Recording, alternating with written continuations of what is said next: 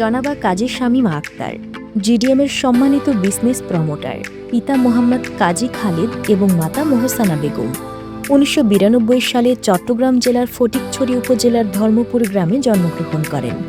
পরিবারের বড় সন্তান, বৈবাহিক জীবনে এক কন্যা সন্তানের জননী। ২০২০ সালে চট্টগ্রাম সরকারি কলেজ থেকে মাস্টার্স ডিগ্রি অর্জন করেছেন। ২০২৪ সালের মার্চ মাসে জিডিএমে ব্যবসা শুরু করেন। জিডিএম থেকে স্বপ্ন, নিজে এবং সমাজকে অর্থনৈতিকভাবে প্রতিষ্ঠা করা, একই সাথে অনেক মানুষের স্বপ্ন পূরণে সহযোগিতা করা, সামাজিক স্বপ্ন এবং ভবিষ্যৎ পরিকল্পনা, বিশ্বের বিভিন্ন দেশে ভ্রমণ করা, নিজের একটি বাড়ি, মসজিদ এবং এতিমখানা নির্মাণ করা।